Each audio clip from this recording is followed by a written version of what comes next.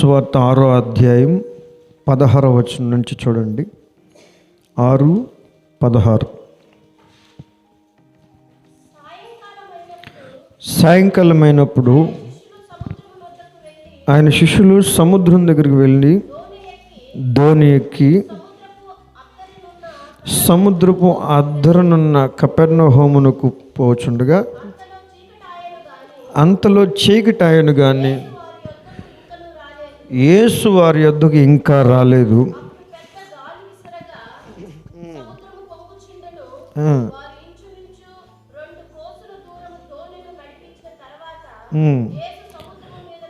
నడుచుచు తమ దోణి యొద్దకు వచ్చి చూసి భయపడ్డారు. అయితే నేనే భయపడకూడని వారితో చెప్పాను. చాలు హల్లెలూయా. చదువుకున్న వాక్య భాగం మనం చాలాసార్లు విన్నాం. యేసుక్రీస్తు వారు సరిగ్గా సాయంకాల టైంలో ఆయన శిష్యులందరూ సముద్రం దగ్గరికి వెళ్ళి ఒక దోణి ఎక్కారట. ఒక దోణి, ఆ దోణి ఎక్కిన తర్వాత కొంచెం దూరం వెళ్ళిన తర్వాత భయంకరమైనటువంటి చీకటి అయిపోయింది. పెద్ద గాలి విసురుతూ ఉంది, సముద్రం పొంగుతూ ఉంది. యేసు వారి దగ్గరికి ఇంకా రాలేదు. సాయంకాలం అయినప్పుడు ఇదే మాట యోహాను సువార్తలో మనం చదివాం కదా. లూకా రాస్తాడు, మార్కుస్ రాస్తాడు, మత్తయి కూడా రాస్తాడు. సేమ్ సందర్భమే, ఇదే సందర్భం. ఈ సందర్భాన్ని మార్కు, ఈ యోహాను ఈ విధంగా రాశాడు కదా. మార్కు ఏ విధంగా రాశాడు? మార్కు సువార్త 4వ అధ్యాయం 35వ వచనంలో, మార్కు సువార్త 4వ అధ్యాయం 35వ వచనం చూడండి. అదిగో సాయంకాలం అయినప్పుడు ఆ దినానే అద్దరికి పోదును వారితో చెప్పగా జనాలందరినీ పంపేసి చిన్న దోణిలో తీసుకుని పోయారు. ఆయన వెంబడి మరికొన్ని దోణులు కూడా వచ్చాయి.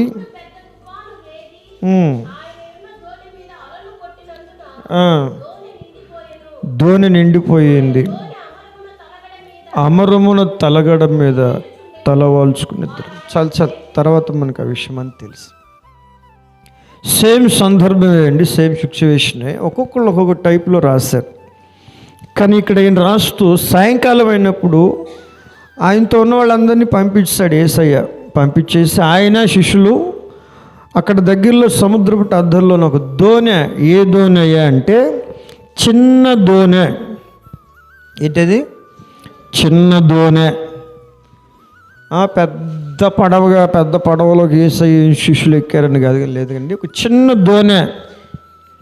ఒక చిన్న పిల్లోడి చేతిలో రొట్టెలు తీసుకొని, చేపలు తీసుకొని ఆశీర్వించి 1000 మందికి పంచిపెట్టలే. ఒక చిన్న పిల్లోడి చేతిలో. అట్లాగే ఒక చిన్న దోణి అండి. చిన్న దోణిలోనికి యేసయ్య ఆయన శిష్యులు ఎక్కారు. ఈ సందర్భమే ఈరోజు రేపు కంటిన్యూ అవుద్ది. ఇదే సందర్భమే ఈరోజు రేపు ఆరాధనలో కంటిన్యూ అవుద్ది. దేవుడే మనకు సహాయం చేయనుగాక. పరిశుద్ధాత్ముడు దానిలో నుంచి అనేక విషయాలు మనకు బోధించునుగాక. హల్లెలూయా. బలపరచునుగాక. మనం కూడా ఒక దోణిలో ఉన్నాం. మనం అంతా ఒక చిన్న దోణె. మనం ఒక దోణిలో ఉన్న లోకం అనే సముద్రంలో ఉన్నాం.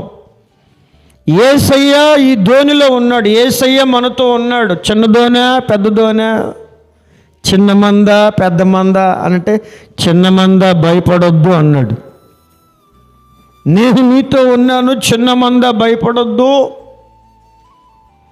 30 మంది ఉన్నారా, 50 మంది ఉన్నారా, 60 మంది ఉన్నారా, లేదా 10 మందే ఉన్నారా, లేకపోతే ఆ బుధవారం ప్రార్థన టైంలో ఒక 3 ఉన్నారా? బుధవారం ప్రార్థన టైంలో ఒక 3 ఉన్నారా? చిన్న మంద.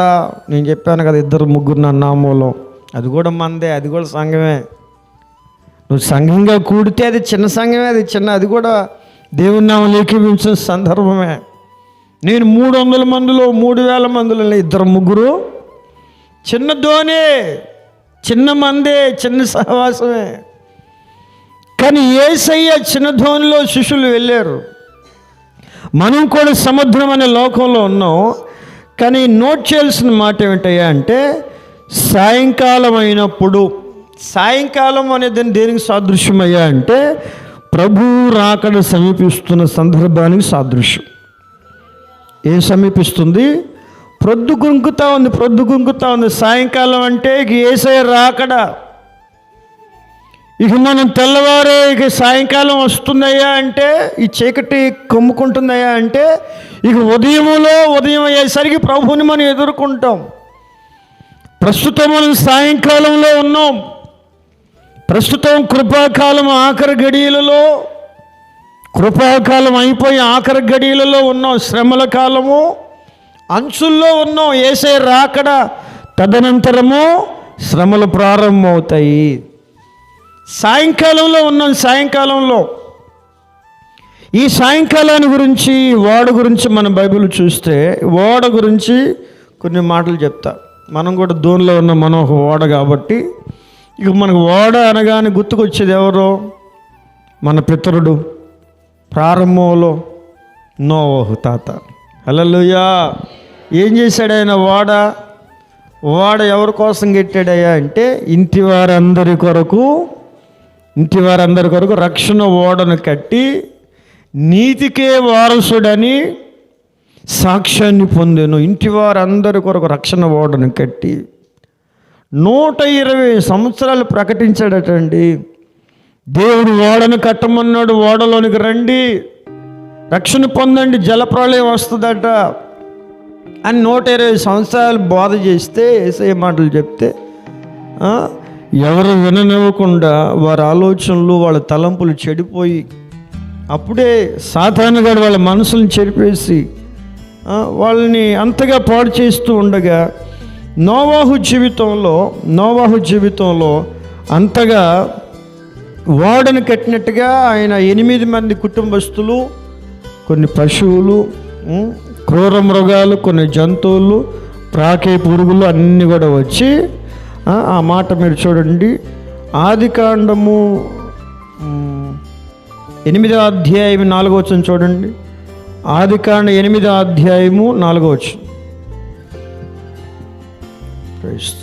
ఆదికాండం 8వ అధ్యాయం 4వ వచనం చూడండి. 8వ అధ్యాయం 4వ వచనం. ఆదికాండం 4.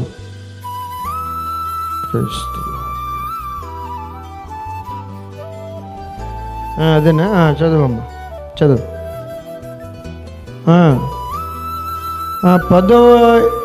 17వ దినమున ఓడ అరారోతు కొండ మీద నిలిచెను. చెప్పు హల్లెలూయా. 5వ వచనంలో కూడా కొండల శిఖరమున కనబడును. అరారోతు కొండ మీద నిలిచెను అనండి. అరారోతు కొండ మీద నిలిచెను. అరారాతు. ఈ ఓడ నోవహు ఓడ, తన కుటుంబాన్ని కాపాడుకున్న ఓడ. కింద 40 రాత్రి మగళ్ళు ప్రపంచం అంతా ఏమైపోయింది? ప్రపంచమంతా జలప్రళయంతో నిండిపోయిందా? ఈయన ఫ్యామిలీ కొండ మీద, ఎత్తైన కొండ శిఖరాల మీద నిలిచిందట. చెప్పండి ఆమేన్. హల్లెలూయా. ఇది ఓడ, ఇది చిన్న దోణె. ఇది యేసయ్య అడుగుపెట్టిన దోణె. ఇది దేవుడు కోరుకున్న ఓడ, దేవుడు నచ్చి మెచ్చిన ఓడ. ఈ విధంగా నీవు, నేను, నా ఇంటి వారిని, నీ ఇంటి వారిని, నీ సొంత వాళ్ళు, నీ ఇంట్లో ఉన్న వాళ్ళు అందరూ ఓడలోనికి రావాలయ్యా, రక్షణ పొందాలయ్యా, రక్షణ కార్యాలు జరగాలయ్యా. నా వంతుగా నేను దేవుని మాటలు ప్రకటించాలి. నా సేవకుని తీసుకెళ్ళి దేవుని మాటలు ప్రకటింప చేయాలి. ఇట్లా నీ కుటుంబాన్ని గురించి, నీ ఇంట్లో ఉన్న వాళ్ళ గురించి, నీ సొంత వాళ్ళ గురించి, నీ గ్రామానికి ఒక భారంతో ఓడలో, రక్షణ ఓడలో అడుగుపెట్టి ఎత్తైన కొండ మీద, ఎత్తైన శిఖరం మీద, దేవుని రాజ్యములో నా కుటుంబం నిలబడాలి, నా ఇంట్లో వాళ్ళు నిలబడాలని ఎదురు చూచే అనుభవాన్ని మనం కలిగి ఉందాం గాక. చెప్పండి ఆమేన్. ఇది నోవహు ఓడ. ఇంకొక ఓడ చెప్తాను మీకు. దినవృత్తాంతాల 2వ గ్రంథం 20వ అధ్యాయం 37వ వచనం. దినవృత్తాంతాల 2వ గ్రంథం 20వ అధ్యాయం 37. 20:37 చూడండి.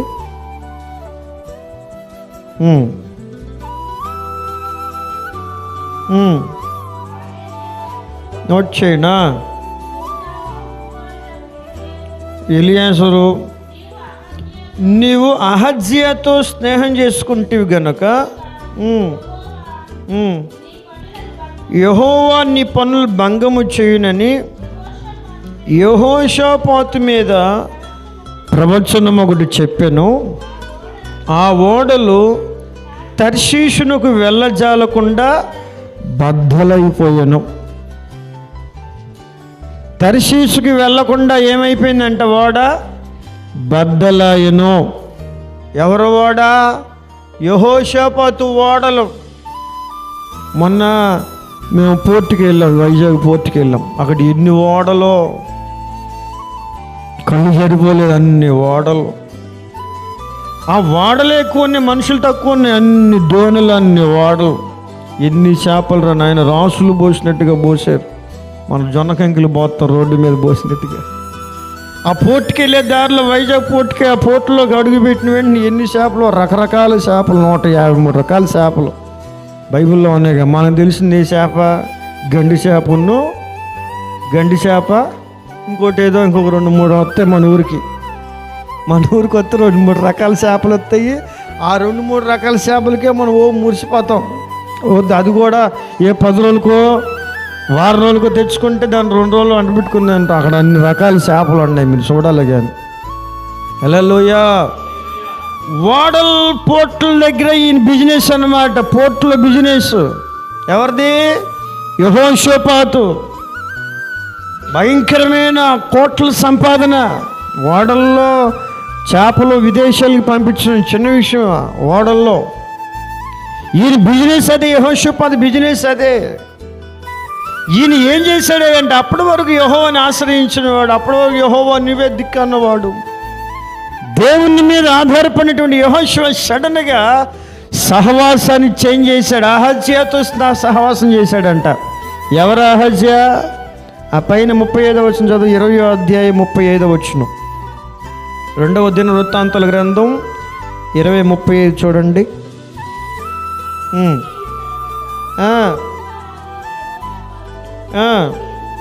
మిక్కిలి దుర్మార్గంగా ప్రవర్తించిన ఇశ్రాయేలు రాజు అహజ్యాతో స్నేహం. ఎందుకయ్యా ఇంత నీకు స్నేహము?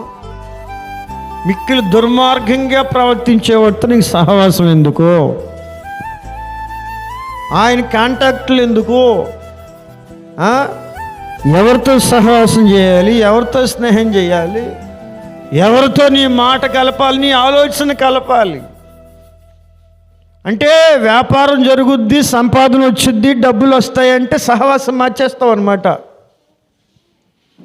దానికి వ్యాపారం జరగాలి, బిజినెస్ జరగాలి, ఎవరితోనైనా సహవాసానికి రెడీ. ఓడ బద్దలైపోద్ది, జాగ్రత్త. నీ ఆత్మీయ జీవితం బద్దలైపోద్ది. మధ్యలో అట్టడుకు దిగిపోయే ప్రమాదం ఉంది. ఓడ వ్యాపారం తర్వాత సంగతి నువ్వే. సముద్రంలో, లోకంలో మునిగిపోయే ప్రమాదం ఉంది. నేను లోకంలో ఎంత దుర్మార్గంగా ప్రవర్తించిన వ్యక్తులతో సహవాసం చేసినా నా భక్తి నేను కాపాడుకుంటానయ్యా, నా విశ్వాసం కాపాడుకుంటానా, నా పరిశుద్ధతను కాపాడుకుంటానా అంటే, నీలో అంతటి ప్రార్థన ఉంటే, అంతటి దేవుని ఏర్పాటు ఉంటే ఓకే. ప్రత్యేకమైన జీవితం లేకపోతే, దేవుని ఏర్పాటు లేకపోతే, ఉదయము సాయంకాలము ప్రార్థన లేకపోతే, లోకంలో సాతానుగాడు తిరుగుతున్నాడు. లోకంలో ఒక బలవంతుడు ఉన్నాడు. నాలో ఉన్నవాడు గొప్పవాడు, కానీ లోకంలో కూడా ఒకడు ఉన్నాడు. లోకంలో సాతాను రాజ్యం ఒకటి ఉంది. ఆకాశ మండలంలో దురాత్మల సమూహం ఉంది కదా బైబిల్లో. కనుక ఈ దురాత్మల సమూహం మనం ఎదిరించున్నట్లుగా అనేక మంది వ్యక్తుల సహవాసాలు మనకు ఎదురవుతూ ఉంటాయి. లోకేచ్ఛలు, శరీరేచ్ఛలు, లోక సంభవమైన సంపాదనలు అనేకమైన మనకు ఆశ చూపించి, రుచి చూపించి, దేవుని సన్నిలోంచి, దేవుని మార్గంలోంచి, దేవుని కృపను తొలగిపోయేట్టుగా వాళ్ళకి బిజినెస్ ఇస్తారా, వ్యాపారం ఇస్తారా, ఉద్యోగాలు ఇస్తారా, ఆస్తులు ఇస్తారా, ఇల్లు ఇస్తారా, పొలాలు ఇస్తారా అని చెప్పి తీసుకెళ్ళిపోయి నిన్ను నరకాన్ని తీసుకెళ్ళిపోయేటువంటి ఆఫర్లు ఎన్నో ఇస్తుంటాయి. యేసయ్యకే సాతాను కూడా ఆఫర్ ఇచ్చాడు, లోకరాజ్యంలో ఉన్న మహిమలన్నీ ఇస్తాను, పైనుంచి కిందకు దూకే. నువ్వు ఇచ్చేదేంట్రా సాతానుగా? నేను ఎప్పుడు దూకాలి, ఎప్పుడు దూకూడదు నాకు సలహా ఇస్తాను. నేను దూకడం, నేను దేవుని కుమారుని, నాకు తెలుసు. నేను దేవుని బిడ్డ, నేను దేవుడికే మొక్కుతా, దేవుని మాటే వింటాను. లోకరాజ్యంలో మహిమలని నావే, నేను దేవుని కుమారుణ్ణి. ఈ మహిమల కోసం నువ్వు దూకమంటే నేను దూకుతానా, నువ్వు మొక్కమంటే మొక్కుతానా అని సాతాను శక్తులు ఎదిరించాలి, సాతాను సహవాసాలు ఎదిరించాలి. అప్పుడు మన ఓడ ఎత్తైన శిఖరం మీద నిలిచి ఉంటుంది. చెప్పండి ఆమేన్, హల్లెలూయా. ఇంకొక మాట చదవండి, తిమోతికి రాసిన మొదటి పత్రిక 1వ అధ్యాయం 19వ వచనం.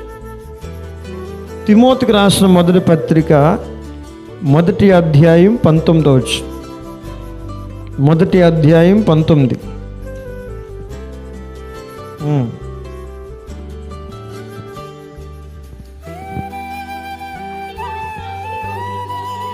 అట్టి మనస్సాక్షిని కొందరు తోసివేసి విశ్వాస విషయమై ఓడబద్దలైపోయిన వారి వల్ల చెడి ఉన్నారా?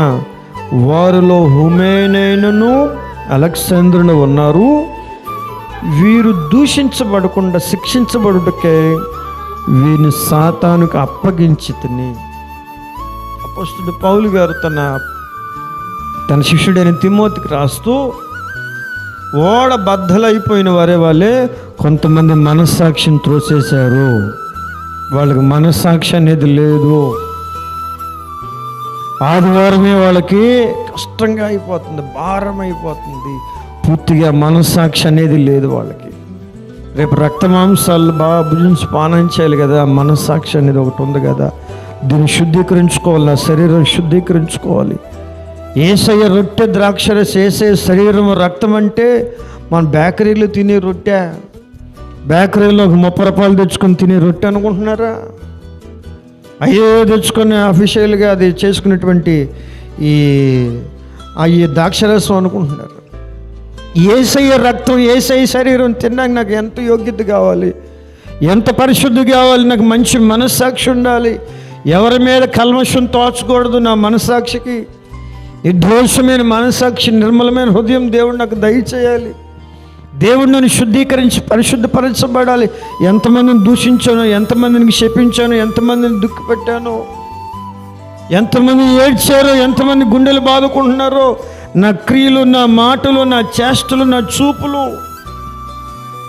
మనస్సాక్షి అనేది ఒకటి ఉంటే ఇట్లాంటి ప్రార్థనలు ఎవరైనా దాటిపోతారని, ఉపవాస ప్రార్థనలు ఎవరైనా దాటిపోతారా? సమయాన్ని ఖచ్చితంగా ప్రార్థనలు కేటాయిస్తారు, సమయాన్ని సద్వినియోగపరుచుకుంటారు. ఒక ఇద్దరంట హుమేనేను అలెగ్జాండర్ అని ఇద్దరట, వాళ్ళు మనస్సాక్షిని తోసేశారంట. దైవజనుడు ఆ సంఘంలో 2 పేర్లు చెప్పేశాడు కూడా. 2 తిరుగుతున్నారు సంఘంలో, ఆ 2 మనస్సాక్షిని తోసేశారు. నేను వాళ్ళు సాతానుగాడికి అప్పగించేశాను. చూసారా? ఆ దైవజనుడు గుండెల్లో వాళ్ళు ఎంత గుండె కోత మిగిల్చారో వాళ్ళు. ఆ దైవజనుడు గుండెల్లో, ఎదలోతుల్లో ఎంత దుఃఖాన్ని వాళ్ళు కలిగిస్తున్నారో. అంటే వాళ్ళ మాటలు ఎలా ఉంటాయి అంటే, ఓడ బద్దలైపోయిన వారి వల్లే ఉంటాయట వాళ్ళ మాటలు. కొరుగు పుండు లాంటి మాటలట. అంతేనా? పైన 18వ వచనంలో, అదే 1వ అధ్యాయం 18వ వచనంలో, నా కుమారుడు అయిన తిమోతి,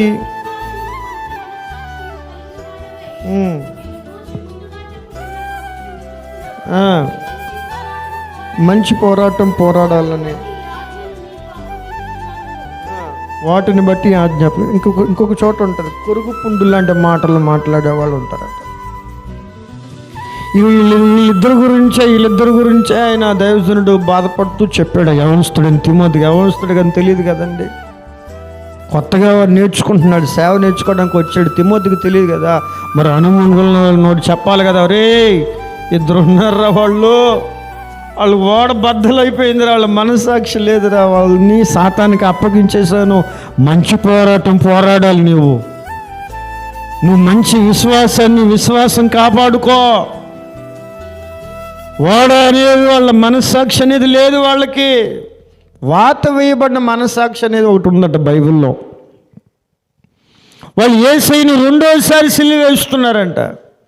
యేసయ్యను ఆల్రెడీ సిలువ వేసి అంతగా వేధించి అంతగా బాధపెడితే క్రీస్తు రక్తంలో కడగబడినటువంటి దేవుని బిడ్డలు ఇంకొకసారి తప్పు చేస్తూ, తెలిసిన తప్పుల్ని మళ్ళా చేస్తూ, తెలిసిన పాపాలను మళ్ళా చేస్తూ యేసయ్య గాయాలు రేపుతున్న వాళ్ళు.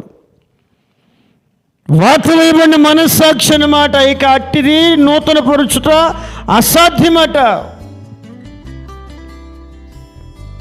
గనుక మనస్సాక్షితో నీకు ఏదైనా ఒక తప్పు చేస్తున్నప్పుడు, ఏదైనా పొరపాటుగా మాట్లాడుతున్నప్పుడు, ఏదైనా ఒక తప్పుటడిగి వేస్తున్నప్పుడు నీలో పశ్చాత్తాపం రాకపోతే మనస్సాక్షి బ్రతుకుందా చచ్చిందా? తప్పుటడిగి వేస్తూ, తప్పు చేస్తూ, తప్పుడుగా మాట్లాడుతున్నటువంటి నీలో నాలో ఒక పశ్చాత్తాపాన్ని దేవుడు కోరుకుంటున్నాడు. చెప్పండి హల్లెలూయా. ఆ ఓడ బద్దలు అవ్వాలి, అది ఓడ బద్దలైన ఓడ అది కాదు. పశ్చాత్తాపం లేకుండా, కన్నీటి ప్రార్థన లేకుండా, శుద్ధీకరణ ప్రార్థన లేకుండా, ఉపవాసించి ఒక్క పూటైనా కనీసం ఈ ఒక్క రాత్రి అయినా, కనీసం ఆదివారం వచ్చే ముందైనా కడుపు కట్టుకొని, నోరు కట్టుకొని, దేవుని సన్నిధిలో విలపించుకొని, ఏడ్చి కన్నీళ్లతో దేవుని కృపను పొందుకుందాం, దేవుని శక్తిని పొందుకుందాం, దేవుని అభిషేకాన్ని పొందుకుందాం, దేవుని ఆశీర్వాదాలు పొందుకుందాం. ఆసక్తి కలగటం లేదే, మంట పుట్టడం లేదయ్యా అంటే మనస్సాక్షి తోసేసావు. మనస్సాక్షి వాడ బద్దలైపోయిన వారి వలె వాళ్ళ లెక్కలోనికి నువ్వు కూడా జాయిన్ అయిపోయావు, వాళ్ళ గుంపులో జాయిన్ అయిపోయారు. సాధారణ క్రైస్తవులుగా ఉందామా? ఆచార క్రైస్తవులుగా ఉందామా? పండగ క్రైస్తవులుగా ఉందామా? నిజంగా క్రీస్తుని ధరించుకున్న క్రైస్తవుడిగా ఉందామా? హల్లెలూయా. క్రీస్తుని కలిగిన క్రైస్తవుడు నేను. క్రీస్తు నాలో ఉన్నాడు, యేసయ్య స్వభావం నాలో ఉంది. యేసయ్యలో నా పరిశుద్ధత, మనసు, ఆలోచన, మాట, యేసయ్య వేసే ప్రతి అడుగు జాడల్ని నేను వెంబడిస్తున్నాను. ఆయన నాకు మాదిరి ఉంచి వెళ్ళాడు. కనుక నా ప్రియమైన వారలారా, నిశ్చయంగా ఈ తిమోతి జీవితంలోనట దేవుడు హెచ్చరికగా చెప్పాడు. ఒక్క సందర్భమే చెప్పాడు. సాయంకాలమున దేవుడు ఆ ఓడలోనికి వెళ్ళాడట. సాయంకాలం అంటే ప్రభు రాకడకు సాదృశ్యము. అంటే కొన్ని ఓడలు ఎత్తైన సక్రమంలో నిలిచాయి, కొన్ని ఓడలు నడి సముద్రంలో మునిగిపోయాయి, కొన్ని ఓడలేమో మనస్సాక్షిలాగా ఎప్పుడో బద్దలైపోయింది. ఈ కప్పలు కొత్త కప్పల గురించి మీకు తెలుసు కదా. కొత్త కప్పలు పాత కప్పలకు సలహా ఇచ్చినాయి అంట. బండ కింద ఆడి వచ్చి బాదుతూ ఉంటే, బండ కింద కప్పలు బాదుతూ ఉంటే, కింద ఎప్పటి నుంచో బండ కింద ఉన్నాయి కదా కప్పలు, కొత్తగా కొన్ని కప్పలు జాయిన్ అవుతూ భయపడిపోతూ ఉంటే, ఆయన బట్టలు బాదుతూ ఉంటే, ఉతుకుతూ ఉంటే, ఏం కప్ప, కొత్తగా వచ్చిన విశ్వాసే, ఎందుకు భయపడుతున్నావు, ఎందుకు టెన్షన్ పడుతున్నావు? ఆయన మహా ఉతికితే ఎంతసేపు ఉతుకుతాడు? బండ మీద ఒక గంట ఉతుకుతాడు, లేకపోతే ఒక అరగంట ఉతుకుతాడు. గట్టిగా మౌనం, గట్టిగా కూర్చో, బలం కూర్చో. ఆయన గంట ఉతికాడా వెళ్ళిపోతాడా? మన దారి మందే. మేము ఎప్పటి నుంచి ఉండట్లే బండ కింద, ఎప్పటి నుంచి 8 సంవత్సరాల నుంచి ఉంటున్నాం తెలుసా ఈ బండ కింద. పాదుకుపోయిన పాత కప్పలు కొత్త కప్పలకు సలహా ఇస్తున్నాయన్నమాట. పాత కప్పలు ఆయన అంతసేపు ఉతుక్కుంటా ఉంటాడు బండ మీద. దేవుని వాక్యం ద్వారా హెచ్చరికగా మాట్లాడుతున్నా. కాసేపు మనం మౌనం కూడా సరిపోద్ది, కాసేపు చెవులు మూసుకొని సరిపోద్ది. మళ్ళా మన పాతకి బతుకు, రోత బతుకు, సాతాను క్రియలని మళ్ళా అదేవిధంగా కంటిన్యూ అయిపోదామని కొన్ని పాత కప్పలు సలహా ఇచ్చి, కొన్ని కప్పలు ఉంటే చెడగొట్టి కప్పలు, కొత్త కప్పలు. హల్లెలూయా. ఈ పందిపు రంగులో కోళ్ళు పందాలలో పందెం కోడి గట సూది పెట్టి గుచ్చుతారట. వాటికి ఏదైనా చిన్న గాయం తగిలిన భయపడిపోయి వెనక్కి రాకుండా వాటి కొంచెం సూదితో గుచ్చి తయారు చేస్తాడు పందానికి తయారు చేస్తుంటే ఒక కోడికి ఆ యజమానుడు బాగా గుచ్చి గుచ్చి ఏమైంది, దాని శరీరం కొంచెం గట్టిపడింది అనమాట. గట్టిపడిందిలే, ఇక నేను నా కోడి బాగా 10,000 గెలుస్తుంది, బాగా లక్షలు సంపాదిస్తుంది, 1000 సంపాదించుతుందిలే అని ఈ యజమానుడు అనుకున్నాడు. కానీ ఇది పందుపు రంగానికి కోడి వెళ్ళిందట. వెళ్తే ఆ ఎదురు కోడి ఎప్పుడు వచ్చిందో తెలియదు, ఈ కోడిని ఎప్పుడో కోసేసి వెళ్ళిపోయింది. ఇది మాత్రం అలాగే నుంచొని ఉంది. ఆల్రెడీ ఎప్పుడో చర్మం తెగిపోయింది. ఇది గట్టిపడిపోయిన చర్మంకి దాన్ని తెగిపోయిన సంగతి, ఒక జబ్బ తెగిపోయిన సంగతి కూడా అర్థం కావట్లేదు. ఎందుకంటే గుచ్చి దాని శరీరం ఏం చేశాడు ఆయన, ముద్దు బారిపోయింది, గట్టిపడిపోయింది అనమాట. గుచ్చి ఇక వాడు ఎదురు కూడా వచ్చి పూర్తిగా ఒక రెక్క చీల్చేసినా కూడా దానికి ఏం చలనం లేదు. దానికి చచ్చిపోయింది కూడా అర్థం కావట్లేదు. చచ్చిపోయిన తర్వాత, కింద పడిపోయిన తర్వాత, ఊరిపోయిన తర్వాత ఓహో నాకు తెగిపోయిందా అని చెప్పి చచ్చిపోయిందంట. అట్లుంటుంది అనమాట కొన్ని మనస్సాక్షులు. గుచ్చుబడి దేవుని వాక్యం ద్వారా కొట్టబడి హెచ్చరించబడి గద్దించబడి రాటు తేలిపోయి ఉంటాయి అన్నమాట, గట్టి అయిపోయి ఉంటాయి. ఇక ఇట్లాంటి మాటలు వాళ్ళకి ఏమి ఎక్కువ. ఏంటి నేను సరి చేసుకునేది, ఏంటి నేను కన్నీళ్ళతో ప్రార్థన చేసేది, ఏంటి నేను ఉపవాస ప్రార్థనలు ఏకీభవించేది, ఏంటి నేను మోకరించేది, ఏంటి నేను సాక్ష్యం చెప్పేది, ఏంటి నేను దశంభాగం ఇచ్చేది, ఏంటి నేను ముందు ప్రార్థన నేనే లేదేంటి, ఏంటి నేను మందిరంలో నేను సాపలు ఎత్తడం ఏంటి, పరిచయం చేయటం ఏంటి, నేనేంటి, నా సీనియర్టీ ఏంటి, 40 years ఇండస్ట్రీ. ఎన్ని సంవత్సరాల ఇండస్ట్రీ అంట మన చంద్రబాబు గారు. ఒరే బాబు, నీ రాజ్యం అయిపోయిందిరా నాయన, నువ్వు ప్రభుత్వం దిగిపోయావు తండ్రి, కొంచెం రెస్ట్లో ఉన్నాయా అంటే 40 years ఇండస్ట్రీ అంటే వీళ్ళు ఏమంటారంటే నీ ఇండస్ట్రీ అయిపోయిందయ్యా అంటారు వీళ్ళు. నువ్వు ఇంకా ముఖ్యమంత్రి అనుకుంటున్నావా? లేదు నేను 40 అంటే నీది అయిపోయిందిరా బాబు, కొంచెం రెస్ట్ తీసుకో, ప్రశాంతంగా ఉండు, కుర్చీలో కూర్చో, నెమ్మదిగా ఉండు, నలుగురు పలకరించే 40 సంవత్సరాల విశ్వాసన 30 సంవత్సరాల విశ్వాసని అప్పట్లాగా పెత్తనం చేస్తామంటే ఎవడు ఒప్పుకుంటాడు? నేను పెద్దోడిని, నేను పెద్ద తలకాయనాదే అని ముఖ్యమంత్రి స్థానంలో నేను కూర్చోబెట్టాలా? ఇప్పుడు వచ్చిన గెలిచిన స్థానంలో ఈయన కూర్చోబెట్టాలన్నమాట. అప్పుడు కూర్చోబెడితే కానీ అప్పుడు ఓహో నేను 40 సంవత్సరాల సీనియారిటీ. రాజకీయంలో జరిగే వార్తల గురించి చెప్తాను, మీకు అర్థమవుద్దని. సీనియారిటీ ఎక్కువైపోయేసరికి సిన్సియారిటీ తగ్గిపోయిపోద్ది అన్నమాట, యథార్థత తగ్గిపోద్ది, ప్రార్థన తగ్గిపోద్ది, దేవుని వాక్యానికి లోబడిన అనుభవం తగ్గిపోద్ది, సంఘ సహవాసానికి ప్రార్థనకు వచ్చే సమయాలు తగ్గిపోతాయి, బుధవారం ప్రార్థన తగ్గిపోద్ది, శనివారం ప్రార్థన తగ్గిపోద్ది, ఉపవాస ప్రార్థనలు కూడా ఎప్పుడో ఒక పూట వెళ్దాం అన్నట్టుగా ఉంటుంది. ఎవరు ఆదివారం ఆరాధన కూడా వారం వెళ్ళాల్సిన అవసరం ఏంటన్నట్టుగా అయిపోద్ది. ఆ గుచ్చి కోడి తయారు చేసినట్టు గొచ్చబడి ముద్దు బారిపోయిన కోళ్ళలాగా అయిపోద్ది. ఎప్పుడు సాతానుగాడు కోసేస్తాడు, ఎప్పుడు సాతానుగాడు అమాంతంగా మింగుతాడో మనకు అర్థం కాదు. కాబట్టి మన హృదయం మెత్తన హృదయంగా ఉండాలి. చెప్పండి ఆమేన్, హల్లెలూయా. కఠిన హృదయం పొరపాటున ఉండకూడదు. దేవుని మాట ఎవరు చెప్పినా, పెద్దోడు చెప్పినా, చిన్నవాడు చెప్పినా ఆ మాటని హృదయంలోనికి వెళ్ళనివ్వాలి, అది గుచ్చబడనివ్వాలి, అది సరి చేసుకునేట్టుగా పశ్చాత్తాపంతో కన్నీటి ప్రార్థన చేసుకొని వెళ్ళాలి. ఇక్కడి నుంచి ఈ స్థానంలో ఎవడు నిలబడినా కూడా దేవుని మాటకి విలువ ఇవ్వాలి, దేవుని మాట హృదయంలోనికి రానివ్వాలి, పరిశుద్ధాత్మ అభిషేకుని హృదయంలోనికి రానివ్వాలి. కనుక నా ప్రియమైన దేవుని ప్రజలారా, ఈ ఓడలు నోవాహు ఓడలాగా ఎత్తైన స్థానం నిలిచేటువంటి వాళ్ళ ఉండాలి. యేసయ్య మన ఓడలో కూర్చుంటే, యేసయ్య మన ఓడలో ఉంటే మనకి ఏ ఇబ్బంది ఉండదు, ఏ ఆపద ఉండదు. చెప్పండి ఆమేన్. నిశ్చయంగా ఈ మాటలు వినికిడిలో పరిశుద్ధాత్ముడే ఫలభరితంగా మార్చునుగాక. ఆమేన్. ఇంకా ఆ సందర్భంలో చాలా ప్రాముఖ్యమైన విషయాలు ఉన్నాయి. రేపటి దినాన్ని దేవుడు చేసుకుందాం.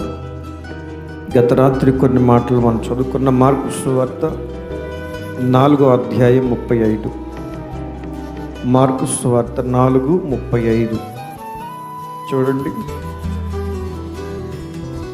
4:35 సాయంకాలం అయినప్పుడు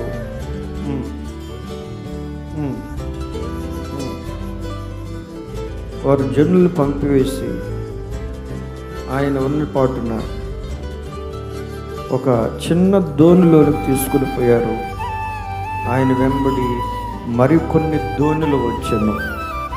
చూడండి, గత రాత్రి చెప్పాను, యేసుక్రీస్తు వారట ఒక జనసమూహాన్ని పంపేసి యేసయ్య ఆయన శిష్యులు ఆ సముద్రపు అద్దరిలో ఉన్నటువంటి ఒక దోణి ఎక్కాడట. అది ఏ దోణిదయ్యా అంటే చిన్న దోణె. అందరూ అనండి, చిన్న దోణి అనండి. చిన్న దోణిలోనికి తీసుకుని వెళ్ళారు. ఆయన వెంబడి కొన్ని దోణులు కూడా వెళ్తున్నాయి. యేసుప్రభు ఆ దోణిలోనికి వెళ్ళాడండి. సడన్గా పెద్ద గాలి వీసిందట, చీకటి వచ్చేసిందట, సముద్రం పొంగింది, మునిగిపోయే ప్రమాదం వచ్చింది. ఆ తర్వాత గాలిని గద్దించాడు, సముద్రం పొంగును గద్దించాడు, తరంగాలను గద్దించాడు. ఎందుకు భయపడుతున్నాను, నేను ఉన్నాను కదా అని చెప్పి ధైర్యం చెప్పాడు యేసయ్య. ఇదే సందర్భము 4 సువార్తలు ఉంటుంది. యోహాను సువార్తలు, మత్తయి, లూకా, వైద్యుడైన లూకా, మత్తయి, మార్కు, యోహాను, 4 సువార్తలు ఈ మాట మనం చదువుతాం. ఇదే సందర్భం. చాలాసార్లు ఈ సందర్భాన్ని మనం విన్నాం కూడా. యేసయ్య నీళ్లు గద్దించాడు, తుఫాను ఆపాడు, దోణిలో నీళ్ళు రాకుండా దేవుడు కాపాడాడు, శిష్యుల్ని కాపాడాడు. చెంత లేదంటే మీకు చెంత ఉంది కాబట్టి నేను అమరంలో ఉన్నాను రా బాబు. ఈ సందర్భం మనం చాలాసార్లు విన్నాం. దేవుడు ఒక కొత్త కోణంలో ఈ రోజున పరిశుద్ధాత్ముడు మనకు బోధించును గాక. చెప్పండి ఆమేన్. చిన్న దోణె, ఒక చిన్న దోణె, చిన్న మంద, భయపడొద్దని యేసయ్య చెప్పారు కదా.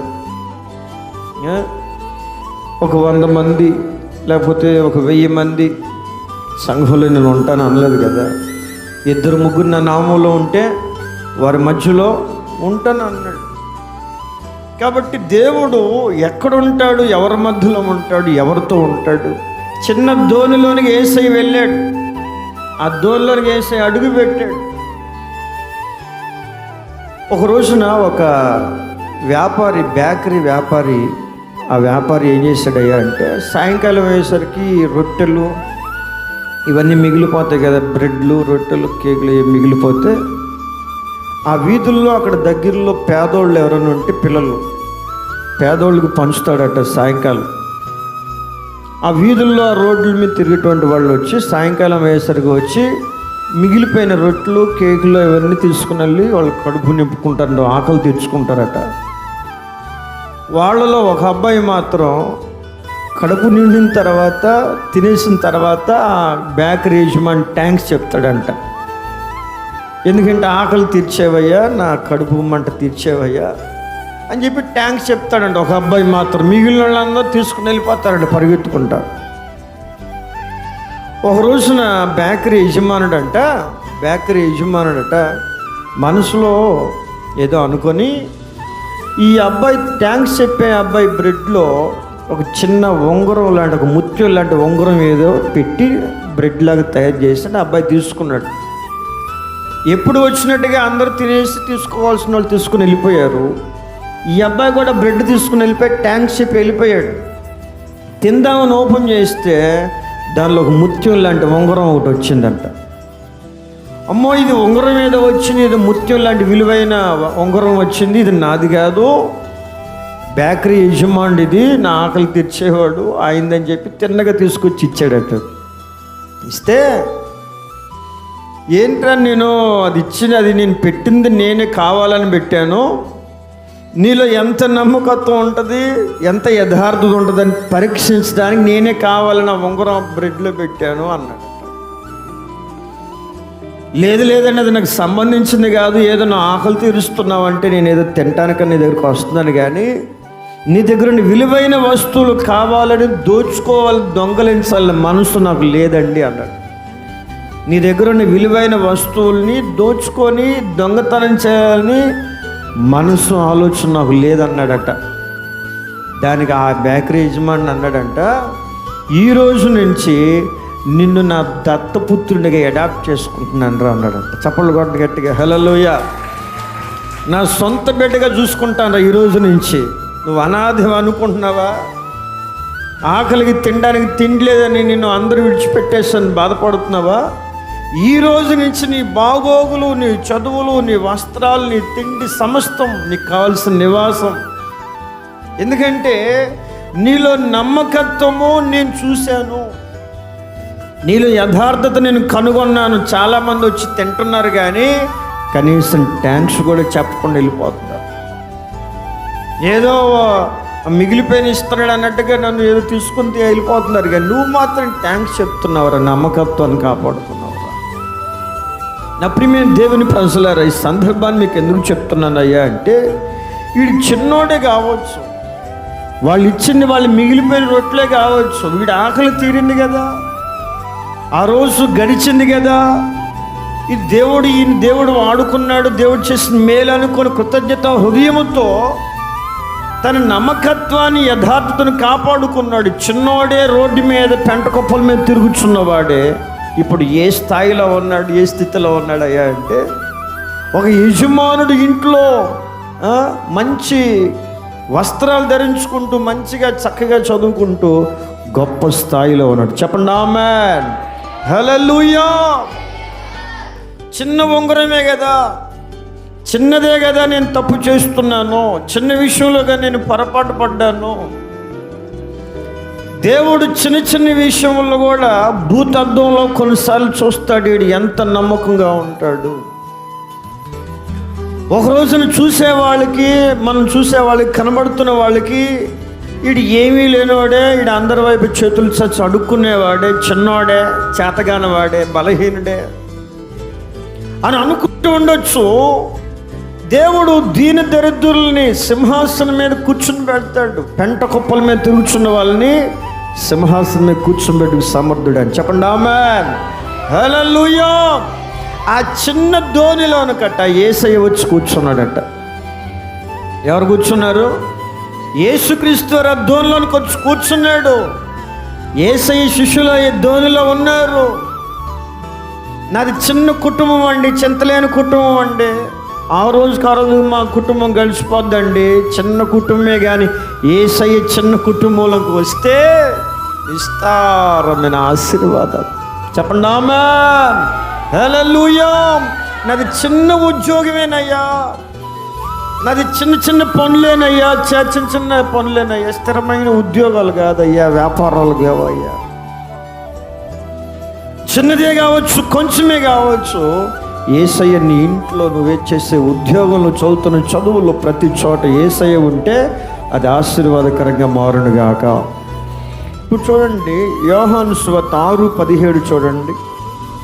యోహాను సువార్త 6వ అధ్యాయం 17వ వచనం. యోహాను సువార్త 6:17.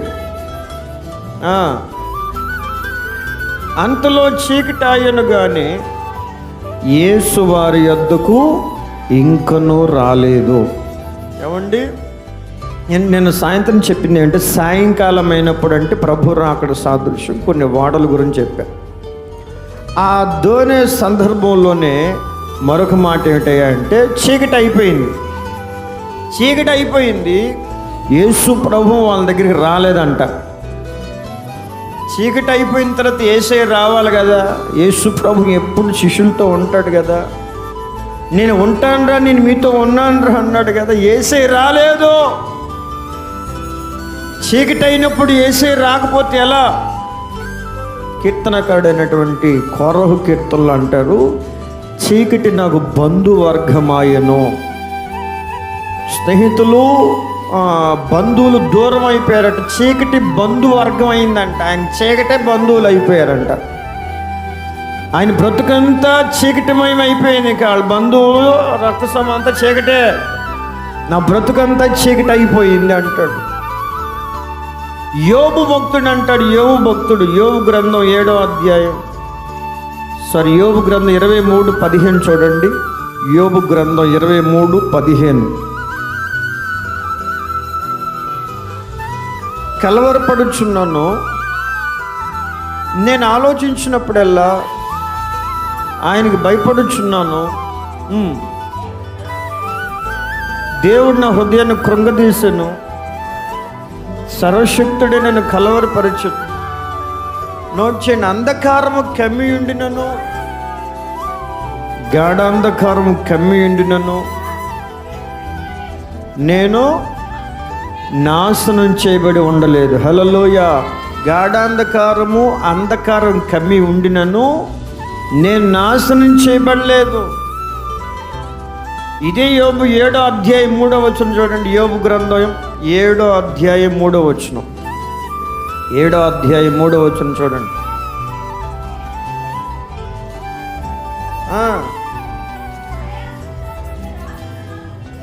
ఆయాసంతో కూడిన రాత్రులు నాకు నియమించబడ్డాయి. నేను పండుకున్నప్పుడల్లా ఎప్పుడు లేచదనా, రాత్రి ఎప్పుడు గతించనా అని అనుకొందును. ఇటు అటు పొర్లాడుచు నేను ఆయాసపడతాను. ఎప్పుడు తెల్లారుద్ది? ఇటు పొర్లాడుచు ఆయాసపడుతున్నాడట. ఎప్పుడు తెల్లారుద్దంటే చీకటి, శ్రమ చీకటిలాగా పట్టి పీడిస్తుంది ఆయన్ని. ఆయన కొన్ని శారీరకమైన బలహీనత ఒక చీకటిలాగా పట్టి పీడిస్తూ ఉంది. అటు ఇటు మంచమే పొర్లాడుతున్న నిద్ర రావట్లేదు. ఇప్పుడు తెల్లారుద్దిరా బాబు. రచ్చబండ కాడికి వెళ్ళి కూర్చొని ఏదైనా వేడి టీ తాగుదాం. ఇప్పుడు తెల్లారుద్ది. రాత్రులు నిద్రలు పట్టలేనటువంటి సమస్యలు ఆయన పట్టి పీడిస్తూ ఉన్నాయి. శోధనలు, బాధలు. చీకటి యేసయ్య ఇంకా రాలేదు. చీకటి అయిపోయింది కానీ యేసయ్య ఇంకా రాలేదు. ఒక పక్క ఏం జరుగుద్దో తెలియదు, ఏమవుద్దో తెలియదు. నడి సముద్రంలో ఉన్నాం. యేసయ్య దోనిలో ఉన్నాడు అని అనుకుంటున్నాం. అసలు ఉన్నాడో లేదో, ఎక్కడున్నాడు ఆయన? యేసు ప్రభు రాకపోతే మన పరిస్థితి అగమ్య గోచరం అయిపోద్దని తన మునుకలు అయిపోతున్నారండి యేసయ్య శిష్యులు. కొన్ని సందర్భాల్లో నీ జీవితంలో, నా జీవితంలో కట్టికి చీకటేనండి. కట్టికి చీకటిలాగా శ్రమలు, బాధ, శారీరక బలహీనతలు, ఒంటరి అయిపోయి యాకోబు జీవితంలో రాత్రి ప్రొద్దుగుంకిందట. రాయిని తలగడగా చేసుకొని నిద్రపోతున్నాడు. ఒంటరి అయిపోయాడు. పెద్ద ఫ్యామిలీ, యాకోబు ఫ్యామిలీ. ఇస్సాకు, రిబ్కా అన్నదమ్ములు. ఇది యాకోబు, ఏశావు చిన్న కుమారుడు. మరి తల్లి చెప్పిన మాటలు విని అన్యాయంగా అన్నకు రావాల్సిన ఆశీర్వాదాలు దోచుకొని ఇప్పుడు ఏమయ్యాడు? ఆశీర్వాదాలు దోచుకున్నానులే అని సంతోషంగా ఉన్నాడా? ఎక్కడ అన్న చంపేస్తాడా అని చెప్పి భయంతో ఇల్లుని తల్లిదండ్రులు వదిలేసి ఆ బేర్షెబ అరణ్యంలో ఒంటరి అయిపోయాడు. ఆ అడవిలో ఒంటరివాడైపోయాడు. ప్రొద్దుకుంకింది. ఏం చేయాలో పాలు పోల్చడం లేదు. రాయిని తలగడగా చేసుకున్న రాత్రి అక్కడే చీకట్లో నిద్రపోయాడు. నిద్రపోతున్న సమయంలో దేవుని వాక్కు దిగి వచ్చింది. చెప్పండి, హల్లెలూయా, హల్లెలూయా. ఆకాశానికి భూమికి మధ్య నిచ్చెన వేయబడింది. దేవదూతలు ఎక్కుచున్నారు, దిగుచున్నారు. నీ తండ్రి అయిన దేవుడిని, అబ్రహాం దేవుడిని, ఇస్సాకు దేవుడిని, యాకోబు, నేను నలుదిశలా నీ సంతానాన్ని విస్తరింప చేస్తాను. కుడి తట్టు, ఎడమ తట్టు, ఉత్తర తట్టు, దక్షిణ తట్టు వ్యాపిస్తావు. నిన్ను ఆశీర్వదించేంత వరకు నేను విడిచిపెట్టను. నువ్వు ఏ రాయి అయితే పడుకున్నావో, ఏ రాయిని తలగడికి చేసుకుని పడుకున్నావో అదే రాయిని మందిరంగా నిలబెడతావు. చప్పలు కొట్టని గట్టిగా హల్లెలూయా, హల్లెలూయా. ఏ స్థలంలో, ఎక్కడ, ఎవరి మధ్యలో నా బ్రతుకు చీకటైపోయింది, నేను ఒంటరివాడిని అయిపోయాను, అనాథనైపోయాను, ఆదరించేవాళ్ళు లేడు, పలకరించేవాళ్ళు లేరు, ప్రేమించేవాళ్ళు లేరు, నిస్సహాయ స్థితిలో ఉన్నావేమో. దేవుడు నా దగ్గర ఇంకా రాలేదు, చీకటైపోయింది. యేసయ్య ఇంకా రాలేదే, యేసయ్య ఇంకా నన్ను కనికరించలేదే, యేసయ్య నన్ను ఇంకా ఆశీర్వదించలేదే. వెళ్ళిన వెంటనే అనేకుల పట్ల దేవుడు మేలు చేస్తున్నారట కదా. వెళ్ళిన వెంటనే రోగాలు తగ్గిపోతున్నాయంట కదా. వెళ్ళిన వెంటనే సమస్యలు తీరిపోతున్నాయట కదా. నేను ఎవరిని స్టార్ట్ చేసి ఇప్పుడు సంవత్సరం అయ్యింది కదా. వాళ్ళు ఏదో బాప్తీసం రక్షణ అంటే రక్షణ కూడా తీసుకున్నాను కదా, యేసయ్య ఇంకా రాలేదే. మీ హృదయంలో కలిగేటువంటి మెదిలేటువంటి ఆలోచన. నేను ఒక దైవ సేవకుడి గురించి మీకు చెప్తాను. ఆయన పేరు థామస్ రాజు గారు అని, చెన్నైలో గొప్ప దైవ సేవకుడు అండి. ఇంచుమించు 100 కోట్లతో మందిరాన్ని నిర్మిస్తున్నాడు. ఎన్ని కోట్లు? మొన్న ఈ మధ్య రాజమండ్రి హౌస్ ఉన్న జాన్విస్లీ అన్నగారు 10 కోట్లతో మందిరాన్ని మహాదేవుని గొప్ప మందిరం అని చెప్పి అన్న ఆ రాజమండ్రి సరౌండింగ్లో మంచి మందిరాన్ని ప్రారంభించి 10 కోట్ల మందిరం. దేవుడికి మహిమ కలుగును గాక. దేవుడు ఆ దైవ సేవకుడిని వారి పరిచయలు ఇంకా దీవించును గాక. ఆ దైవ సేవకుని దేవుడు మనకు కూడా మన మందిరానికి మన ప్రాంతానికి దేవుడు నడిపించును గాక. హల్లెలూయా. 10 కోట్లు. ఎన్ని కోట్ల? మనం వేసుకునే కోట్లు. ఊరికి వెంటనే ఒక 1,00,000కి ఎన్ని సున్నానో తెలియదు, కోటికి ఎన్ని సున్నానో తెలియదు, తెలుసుకుంటాంలే. తర్వాత 100 కోట్లండి, 100 కోట్లు మందిరాన్ని కడుతున్నారు ఇప్పుడు. ఆయనకి 3 పిల్లలు, గొప్ప దైవ సేవకులు. పిల్లలు కూడా గొప్ప దైవ సేవకులు. ఆయన సేవ ప్రారంభపు రోజుల్లోట ప్రార్థన చేసి వాళ్ళ పాస్టర్ గారు ఒక ఆవడి అని ఒక ప్రాంతం, ఒక మారుమూల ప్రాంతాన్ని పంపిస్తే నెల నెల ఒక 95 రూపాయలు జీతం ఇస్తారట ఈ సెంట్రల్ పాస్టర్ గారు. నువ్వు అక్కడికి వెళ్ళి సేవ చేయరా, నీకు అవసరానికి ఒక 95 రూపాయలు నీ అద్దెలకి, నీ ఇంటి పోషణకి నేను ఇస్తాను, అక్కడికి వెళ్ళి సేవ చేయి. ఇక ఏమి లేదు అక్కడ ఇల్లు తీసుకో, మైక్ సెట్ ఉందా, ఇల్లు ఉందా, అక్కడ జనాలు ఉన్నారా కాదు, ప్రార్థన చేసి దేవుడు చూపిస్తున్నారా, నువ్వు పలానా ఊరికి వెళ్ళిపో అంతే. ఇప్పుడు ఎవరికైనా ప్రార్థన చేసి నువ్వు సేవ చేయాలనుకుంటున్నావు, ప్రార్థన చేసి నువ్వు పలానా ఊరికి వెళ్ళరా అంటే వెళ్ళగలమంటావా? అక్కడ జనం ఎంతమంది ఉన్నారో, అక్కడ ఇల్లు ఉందా అడుగుతారు కదా. అప్పట్లో ఏమి లేవు. దేవుడు చెప్తున్నాడు రా, నువ్వు సేవ చేయాలని ఉందా, సేవకొని వచ్చావా, ఇగో ప్రార్థన చేస్తా, దేవుడు చూపిస్తున్నాడు, పలానా ఊరికి వెళ్ళి సేవ చేయి. ఓకే. ఆయన వెళ్ళిపోయి ఇల్లు ఎత్తుకొని అక్కడ నలుగురిని పరిచయం చేసుకొని, ఆయనే పరిచయం చేసుకొని 4 దేవుని మాటలు ప్రకటించి, దేవుని ప్రేమను చూపించి, ప్రార్థన చేసి, కన్నీళ్లు గార్చి అనేక ఆత్మలు రక్షించి సంఘాలను కట్టాలి. అది విశ్వాసంతో కూడిన పరిచర్య. ఆ రోజుల్లో ఒక 3 నెలలు సెంటర్ పాస్టర్ గారు నెల డబ్బులు ఇచ్చాడట. నెల 95 రూపాయలు చేస్తే ఈయన అద్దె కట్టుకుంటా, కుటుంబ పోషణ చూసుకుంటా సేవ జరిగిస్తున్నాడట. 4వ నెల వచ్చేసరికి ఆ సెంట్రల్ పాస్టర్ గారు అన్నాడట, ఈ నెల థామస్ రాజ్, ఈ నెల డబ్బులు లేవు నాన్న, ఈ నెల డబ్బులు లేవు, ఏదో కొంచెం ఇబ్బందిగా ఉంది, తర్వాత చూద్దాంలే, అవసరం తర్వాత పంపిస్తాలే, తర్వాత ఇస్తానులే అన్నాడంట. అమ్మో ఏంటి నా సడన్గా బాంబు పేల్చాడు, నేను ఎలా అద్దె కట్టాలి, పిల్లలు ఎలా చూసుకోవాలి, కుటుంబాన్ని ఎలా జడిపించాలి అనుకుని బాధపడుతూ వెళ్ళిపోయాడటండి. వెళ్ళిపోతే ఆ ఇంటిగల్ల వాళ్ళు ఉన్నారే, వాళ్ళకి ఆ నెలలోనే ఇన్కమ్ ట్యాక్స్ వాళ్ళు డబ్బులను తీసుకొని వెళ్ళిపోయారంట. వాళ్ళకి తినడానికి తిండి లేకుండా అయిపోయి ఈయన దగ్గరికి అద్దె కోసం వచ్చారు. థామస్ రాజు గారండి, పాస్టర్ గారండి, మాకు డబ్బులు ఆర్థికంగా ఇబ్బందిగా ఉంది, మీరు అద్దెగాని ఇస్తే ఈ రేషన్ దగ్గరికైనా వెళ్ళి రేషన్ తెచ్చుకొని, అన్నం తెచ్చుకొని, బియ్యం తెచ్చుకొని ఏదైనా మేము మా పిల్లలు తినాలి, అద్దెకి వాళ్ళని ఆ రోజునే వచ్చారంట. ఈయనకేం అర్థం కాదు. ఆ రోజున ఆ నెల పాస్టర్ గారు డబ్బులు ఇవ్వలేదు, జీతం ఇవ్వలేదు. ఆ ఇంటికి వెళ్ళేమో అద్దె అడుగుతున్నారు. మళ్ళీ వెంటనే ఆ ఆవిడంటే ఇప్పుడు మన చీపురుపల్లి నుంచి నీళ్ళమర్ల లేకపోతే విజయనగరం దూరం ఒక 30 కిలోమీటర్ల దూరం ఉంటుంది, టౌన్ మెడ్రాస్కి రావాలి. ఈయన సడన్గా మళ్ళీ ఆవిడ నుంచి మళ్ళీ సెంట్రల్ పాస్టర్ గారి దగ్గరికి వెళ్ళిపోయాడంట. పాస్టర్ గారి దగ్గరికి నిలబడిన వెంటనే నిన్ను వెళ్ళిపోమన్నాను కదా, తర్వాత డబ్బులు ఇస్తాను, తర్వాత జీతం ఇస్తే వెళ్ళిపోమన్నాను కదా, నేను వెళ్ళానయ్యా, వెళ్ళి మళ్ళీ వచ్చానయ్యా అన్నాడంట.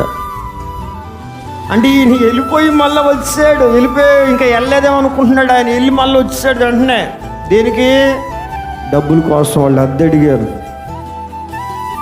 అప్పుడు ఆ సెంట్రల్ పాస్టర్ గారు, ఆ దైవ సేవకుడు ఈయనతో అన్నాడంట, థామస్ రాజు గారితో, నేను మీ అద్దె అడిగారు, నువ్వేమో మెడ్రాస్కి వచ్చేసావు, టౌన్కి వచ్చావు, నా దగ్గరికి వచ్చావు. వాళ్ళు ఏమనుకుంటున్నారు అయ్యా అంటే నువ్వు జీతానికి సేవ చేస్తున్నావు అనుకుంటున్నారు. ఏమనుకుంటున్నారు? వాళ్ళ మనసులో నువ్వు జీతానికి సేవ చేస్తున్నావు, నీకు జీతం ఇస్తే సేవ చేస్తున్నావు వాళ్ళు అనుకుంటున్నారు. థామస్ రాజ్, దేవుని వాక్యానికి వ్యతిరేకం. ఇది దేవుడి సేవ కాదు. నా మాట విను. దేవుడి సేవ దేవుడికి అవమానం. నువ్వు గురించి సాక్ష్యం ఎలా వెళ్ళాలంటే దేవుడు ఇస్తే సేవ చేస్తున్నాడని వాళ్ళు అనుకోవాలంటే నువ్వు నా దగ్గరికి జీతానికి రాకూడదు అనేసాడు. కళ్ళం నీళ్ళు పెట్టుకొని ఏడుస్తున్నాడట. వెంటనే ఆయన అన్నాడట, అయ్యా దైవజనుడా సుందరమయ్య గారు, పాస్టర్ గారు, ఇంకెప్పుడు అడగనయ్యా, ఇంకెప్పుడు ఇదే లాస్ట్, ఇంక అసలు అడగనయ్యా అని చెప్తే కన్నీళ్ళు పట్టుకొని ఏడుస్తుంటే దగ్గరికి రమ్మని పిలిచి గట్టిగా హత్తుకొని తల మీద చేతులు పెట్టి ప్రార్థన చేస్తే, వెళ్ళిపో ఆవిడికి వెళ్ళిపో, దేవుడు నిన్ను ఆస్వాదించును కాక, దేవుడు నీ పిల్లలను పోషించును కాక, దేవుడు నిన్ను దీవించును కాక, ఆస్వాదించును కాక అన్నాడంట. కానీ నెల జీతం అద్దె డబ్బులు ఇవ్వలేదంట. వెళ్ళిపోమన్నాడు కానీ డబ్బులు ఇవ్వలా. ఆశ్రయించును కాక, ఆదరించును కాక, పోషించును కాక, బలపరచును కాక అన్నాడంట. కానీ ఆ పెద్ద దేవుడు డబ్బులు ఇవ్వలేదట. మరి ఎలా కన్నీళ్ళు గార్చుకున్నాడో, ఎంత రోధించాడో, ఎంత కన్నీళ్ళు గార్చాడు, తన కన్నీళ్ళే తన ఆహారంగా మార్చుకున్నాడో, ఎంతగా దేవుడు ఆయన పోషించాడు, ఎంత ఆశ్రయించాడో. ఆయన జీవితంలో ఆయన సాక్షి నేను వింటుంటే 100 కోట్ల మందిరం కట్టడం ఏంటి, ఒకప్పుడు తినడానికి కూడా లేని, అద్దె కట్టలేని స్థితిగతులు రావటానికి ఆయన పరిస్థితులు చూసి యేసయ్య ఆయన దగ్గరికి ఇంకా రాలేదు. అది ఏ దినాలు అవి? చీకటి దినాలు అవి, అంధకారపు దినాలు అవన్నీ. యేసయ్య రాలేదు, యేసయ్య ఇంకా రాలేదే. అని ఉదయం లేచిన వెంటనే స్నానం చేసుకుని రెడీ అయిపోయిన వెంటనే ఆయన కడుపు నుండి మంచి ఆహారం తినే అలవాటట. మంచి ఆహారం తిని తన చక్కగా సేవకి వెళ్ళిపోయే అలవాటట. ఆ రోజు ఉదయాన్ని చూస్తే వాళ్ళ పాస్టర్ గారు, ఈరోజు తినడానికి ఏమీ లేదనిందంట.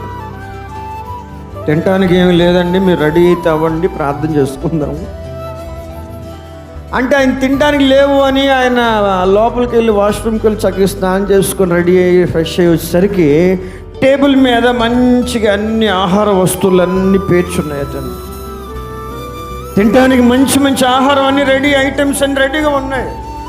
ఆ దైవజనుడికి ఏం అర్థం కాల. నేను లోపలికి వెళ్ళేటప్పుడు ఏమీ లేదనింది కదా పాస్టర్ అమ్మ, వచ్చేసరికి అన్ని టేబుల్ మీద అన్ని రెడీగా ఉన్నాయి. ఎవరు తెచ్చారు అంటే మీ సిస్టర్, మీ చెల్లి ఉంది కదా, మీ చెల్లి ఇస్తే తినటానికి ఏమి లేదు అని వాళ్ళని అడిగింది, తినటానికి ఏమీ లేదని చెప్తే తీసుకొచ్చింది మీ చెల్లి అని, పాస్టర్ గారి చెల్లి. అప్పుడు ఆ దైవ సేవకుడు అన్నాడంట, అమ్మా నా సహోదరి, నేను అంటున్నాను బాధపడద్దు, కానీ ఎలాగైతే తెచ్చావో అలాగే ఇంటికి తీసుకెళ్ళిపో. ఏమేమి తెచ్చావో, ఎలాగైతే తెచ్చావో అన్నీ తీసుకెళ్ళిపో. దయచేసి చెప్తున్నాను, క్షమించు, ఏమనుకోవద్దు నా సహోదరి, తీసుకెళ్ళిపో. ఒక 10 రోజులు నాకు ఆహారం ఉండదు, పెడతావా? 10 రోజులు చూస్తావా? నెల రోజులు చూస్తావా? ఎన్ని రోజులని పెడతా అంటే లేవు అని చెప్తే నువ్వు తెచ్చావు, విశ్వాసంతో తెచ్చలేదు కదా, అన్ఎక్స్పెక్టెడ్గా దేవుడు ప్రేరేపిస్తే తేలేదు కదా నువ్వు. మీకు ఒకటే చెప్తున్నాను, నా సొంత వాళ్ళు కావచ్చు, సగహోళనాలు కావచ్చు, లేదు అని తెలుసుకొని మాత్రం తేవద్దండి. తెచ్చిన మీకు ప్రతిఫలం ఉండదు, నాకు ఆశీర్వాదం ఉండదు. మీ హృదయపూర్వకంగా దేవుడు ప్రేరేపిస్తుంది తేండి, అది ఇహమందు పరలమందు ప్రతిఫలం ఉంటుంది కాబట్టి. చెప్పండి ఆమేన్, హల్లెలూయా. మీరు దయతలిస్తే, మీరు కనికరిస్తే జరిగేది కాదు ఈ పరిచర్య, విశ్వాస పరిచర్య అవ్వదు. ఆ దైవజనుడు అనిన మాట ఏమిటయ్యా అంటే, దేవుడు నాకు ఇచ్చిన మంచి దినాలు ఇవి, దేవుడు మహింపరిచే దినాలు నువ్వు దొంగిలించొద్దు. దేవుడు నన్ను ఆకలితో పస్తు పెట్టాలని ఉద్దేశించాడు. ఎన్ని రోజులు పస్తు ఉండాలని ఉంటాను, ఎన్ని రోజులు ఆకలితో ఉండాలని ఉంటా. ఈ దేవుడు దేవుడిని మహింపరచడం దేవుడు నాకు ఇచ్చిన మంచి రోజులు అమ్మా అన్నాడు. చప్పట్లు కొట్టని గట్టిగా హల్లెలూయా, హల్లెలూయా. దేవుడు నాకు ఇచ్చిన మంచి రోజులు, దేవుడు మహింపరచడానికి ఇచ్చిన, దేవుడు ఏర్పాటు చేసిన రోజులు, ఎన్ని రోజులు ఏడవాలని ఏడుస్తున్నాడు. ఎన్ని రోజులు ఆకలితో ఉండాలని ఉంటాను. వాళ్ళ తల్లి, వాళ్ళ చెల్లి, వాళ్ళ ఇంట్లో ఉన్న వాళ్ళందరూ ఏడుస్తున్నారట. భయంకరంగా గుండెలు బాదుకుంటూ ఏడుస్తున్నారు. ఏంటి విశ్వాసం, ఏంటి మూర్ఖపు విశ్వాసం? తెచ్చింది తినకుండా వెనకకు పంపుతాడండి విశ్వాసం అంటున్నాడు. మళ్ళా నా ప్రియమైన దేవుని ప్రజలారు, ఆయన కళ్ళం నీళ్ళు పెట్టుకుంటూ సాక్ష్యం చెప్తుంటే మా కళ్ళంటి నీళ్ళు వస్తూ ఉండే. నా ప్రియమైన దేవుని ప్రజలారు, ఆశీర్వదించబడిన వారు, విస్తరించబడినటువంటి వాళ్ళు, అభివృద్ధి పొందిన వాళ్ళందరి బ్రతుకులలో చీకటి ఎదురయ్యింది. చెప్పండి ఆమేన్. అంధకారం, గాఢంధకారం ఎదురయ్యింది. ఆకలితో పస్తున్న రోజులు వాళ్ళకి ఎదురయ్యాయి. వాళ్ళు చూశారు. నీ జీవితంలో, నా జీవితంలో ఎన్నో ఉన్నాయి. కనుక దేవుడు నిన్ను ఆశ్రయించలేదే, ఇంకా అభివృద్ధి చేయలేదే, ఇంకా మేలు జరిగించలేదు అనుకునేదానికంటే దేవుడికి నేను ఇంకా దగ్గర అవ్వాలేమో, దేవుడు నేను ఇంకా హత్తుకొని వెంబడించాలేమో, ఇంకా విశ్వాసంతో కన్నీళ్లతో మొర్రపెట్టి ప్రభుత్వాలను ప్రార్థించాలనుకుంటే దేవుడు నీ కన్నీటి బ్రతుకులు నాట్యంగా మార్చునుగాక, నీ చీకటిని వెలుగుగా మార్చునుగాక. కీర్తనకారుడు అంటాడు, యథార్థవంతులకు చీకటిలో వెలుగు పుడుతుందట. చెప్పండి ఆమేన్. ఇంకా యోహాను సువార్త 6:18 చూడండి. యోహాను సువార్త 6:18.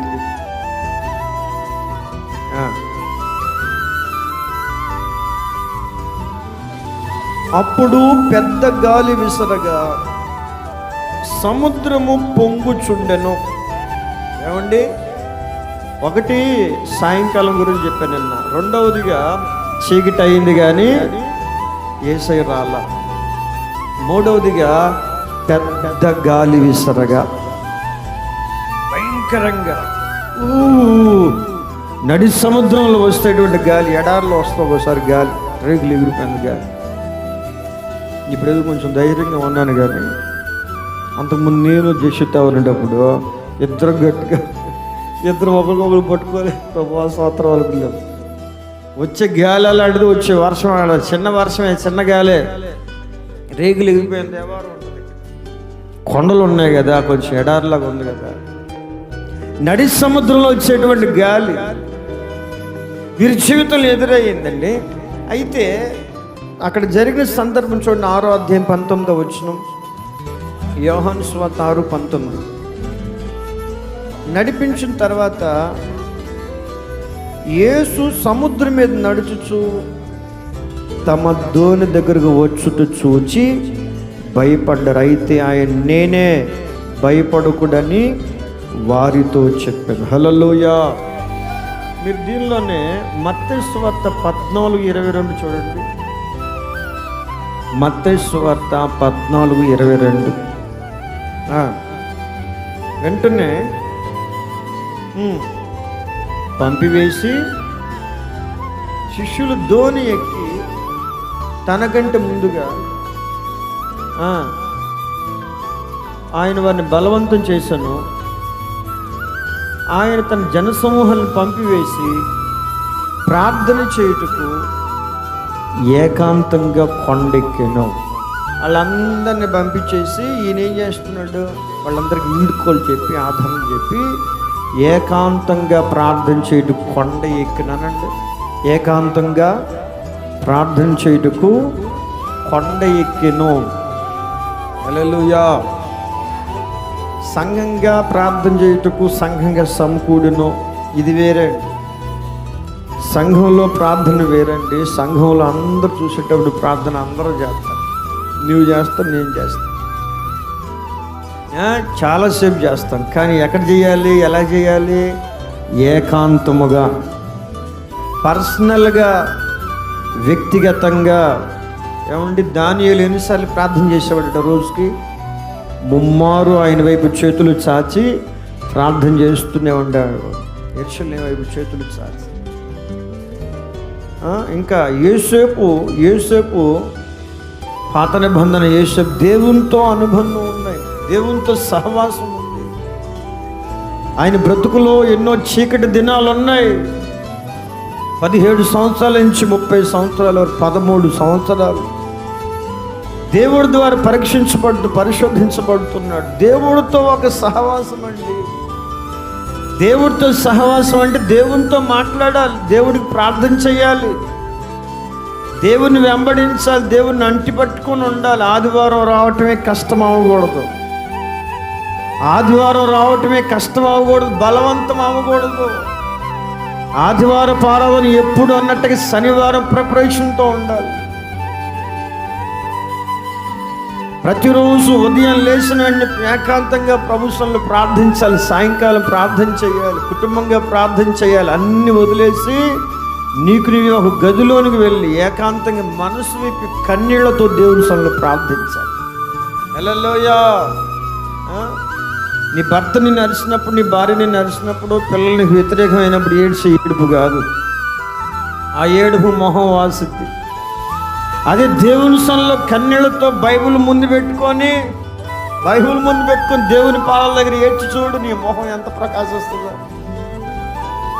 ఏంటి మొహం అంత ప్రకాశిస్తుంది అంటే దేవుని సన్నిధిలో ఏడ్చి ఏడుపుకి విలువ ఉంది. దేవుని పాదాల దగ్గర కూర్చొని చేసే ప్రతి కన్నీటి బొట్టుకి ఆయన బుడ్డిలో దాచబడి ఉన్నాయి. ప్రార్థన చేసి చూడమ్మా, ప్రార్థన చేసి చూడు.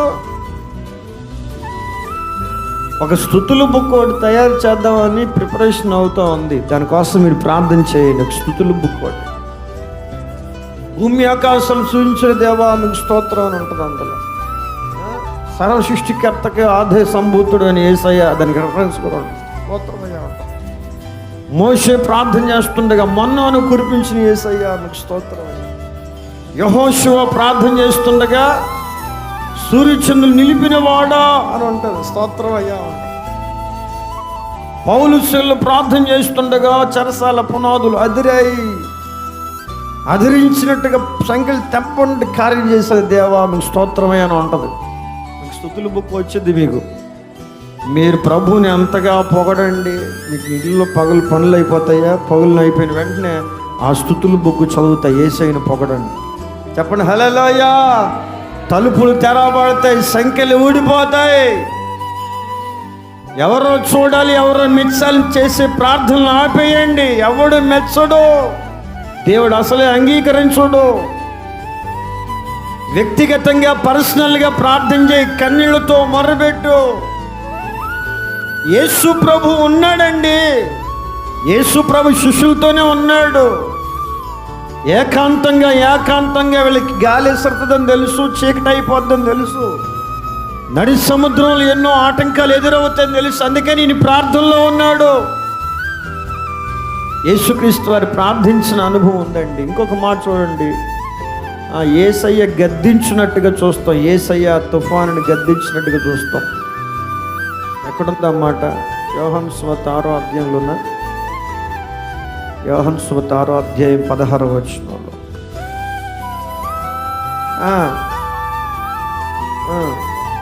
ధోని ఎక్కి కపెర్నహూముకు పోవచ్చుండగా యేసు వారు ఇంకనూ రాలేదు. ఇంకా మార్కు సువార్త 4 చూడండి, 4:35 మార్కు సువార్త.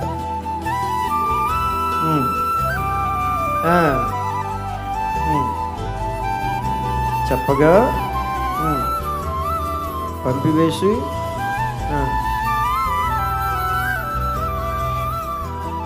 అందుకు యేసు ఊరుకుండము, దేని గద్దించాలి అడిగారు. మార్కు సువార్త 4వ అధ్యాయంలో 38వ వచనం, అందుకు ఆయన లేచి గాలిని గద్దించి నిశ్శబ్దమై ఊరుకుండమని సముద్రంతో చెప్పగా గాలి అణిగి మిక్కిలి నిమ్మలమాయం. చెప్పండి ఆమేన్. హల్లెలూయా. గద్దించిన సందర్భం. దేన్ని గద్దించాడు? గాలిని, తరంగాలు, సముద్రపు పొంగుని గద్దించాడు. యేసయ్య నీ విషయంలో, నా విషయంలో కీడు చేసే వ్యక్తులను దేవుడు గద్దించునుగాక. చెప్పండి ఆమేన్. నీ విషయమే, నా విషయం విరోధంగా గుంపు కూడే వారందరినీ యేసయ్య గద్దించునుగాక. సాతాను క్రియలను, సాతానుగాడి క్రియలు యేసయ్య గద్దించునుగాక. యాకోబు వాళ్ళ మామయ్య లాభంతో అంటాడు. యాకోబు వాళ్ళ మామయ్య లాభంతో ఏమంటాడు? ఏమని? అది లాభానే యాకోబుతో అంటాడు, దేవుడు గద్దించండి ఆయన గత రాత్రి. అతని జోలికి వెళ్ళొద్దు, అతని విషయమే ఏమి కీడు చేయాలని తలపెట్టొద్దు. జాగ్రత్త సుమి. దేవుడు మాట్లాడితే ఆగిపోయాడు. పరివారం తీసుకొని యాకోబు తన ఆస్తిని తీసుకొని సొంత ఊరు వచ్చేస్తావంటే యాకోబు కీడు చేయాలనుకున్నాడు వాళ్ళ మామ, లాభాను మామ. 14 సంవత్సరాలు కూలి చేశాడు భార్య పిల్లల కోసం. ఏదో తన కష్టాన్ని తీసుకుని తన సొంత ఊరు వచ్చేస్తా ఉంటే వాళ్ళ మామ తనకున్న బలగాన్ని తీసుకుని ఏదో కీడు చేయాలనుకుంటే దేవుడు ఆ రాత్రి దర్శించాడు. జాగ్రత్త సుమి, అతని జోలికి వెళ్ళావా జాగ్రత్త. హల్లెలూయా. అతనికి దేవుని వాగ్దానం ఉంది, దేవుని ప్రత్యక్షత ఉంది. ఆ రాత్రి 20 సంవత్సరాల క్రితమే దేవుని ప్రత్యక్షత పొందుకున్నాడు యాకోబు. నువ్వెవడో కీడు చేస్తే నేను ఎలా ఒప్పుకుంటాడు రా? నువ్వు ఎంత మాత్రం పిల్లనిచ్చిన మామ అయితే, అతడు నా బిడ్డ, అతడు నా వాగ్దానం ఉంది అతనికి, అతని సంతానం విస్తరించాలి, అతని మీద దేవుని ప్రణాళిక, దేవుని ఏర్పాటు ఉంది. నువ్వు ఒక సాధారణమైన ఒక వ్యక్తి, ఒక మనుషుడు, ఒక మానవ మాతృడు. కీడు చేయాలనుకుంటే కీడు చేసేస్తావా, చంపేయాలనుకుంటే చంపేస్తావా? ముట్టుకొని చూడు, దేవుని ఏర్పాట్లోని బిడ్డలను ముట్టుకొని చూడు. చెప్పండి హల్లెలూయా. యాకోబుని బట్టి లాభాన్ని దేవుడు గద్దించాడు. యాకోబుకున్న దేవుని వాగ్దానాన్ని బట్టి, అబ్రహాముని బట్టి దేవుడు అబీమెలెకుని గద్దించాడంట. అబీమెలెకు రాజుని. అతని భార్య జోలికి వెళ్ళావా జాగ్రత్త. అతడు ప్రవక్త, అతని కోసం ప్రార్థన చేసేవాడు. అబ్రహాం భార్య జోలికి వెళ్ళావా జాగ్రత్త. దేవుడు గద్దించాడు స్వప్నం ముందు. నా ప్రియమైన దేవుని ప్రజలారా, నీ విషయంలో నా విషయంలో రాజుల్ని సహితం, అధికారులను సహితం దేవుడు గద్దించునుగాక. వారి మాటలను గద్దిస్తాడు, వారి చేష్టలను గద్దిస్తాడు, వారి ఆలోచనలు, వారి తలంపులను గద్దిస్తాడు. దేవుడు నీకు ముందుగా నడుస్తాడు. దేవుడు నీకు కాపుదలగా ఉంటాడు, సహాయకరమైన కేడముగా ఉంటాడు. ఈ చిన్న దోణిలో ఉన్న వారి విషయంలో దేవుడు ఎంత శ్రద్ధ కలిగి ఉన్నాడు. దేవుడు ఆల్రెడీ ప్రార్థన చేసుకొని యేసే దోణిలోనికి ఎక్కాడు. ప్రార్థన ఆ బలముతో దోణిలో యేసే ఉన్నాడు. ప్రార్థన బలము, ప్రార్థన శక్తి, ప్రార్థన ఆయుధం కలిగిన దేవుని బిడ్డలు ఏ దోణిలో ఉన్నా, ఏ ఇంట్లో ఉన్నా అక్కడ గొప్ప జయమే. చెప్పండి ఆమేన్. చీకటి తొలగిపోతుంది, అంధకారం తొలగిపోతుంది. అక్కడ శాపం అనే మాట ఉండదు, అక్కడ లేదు అనే మాట ఉండదు. సర్వ సమృద్ధి ఉంటుంది, సంతోషం ఉంటుంది, సమాధానం ఉంటుంది. కనుక దేవుడు గద్దించిన సందర్భం చూస్తాం. చివరి మాట చదవండి, ముగించేద్దాం. మార్కు సువార్త 6:46.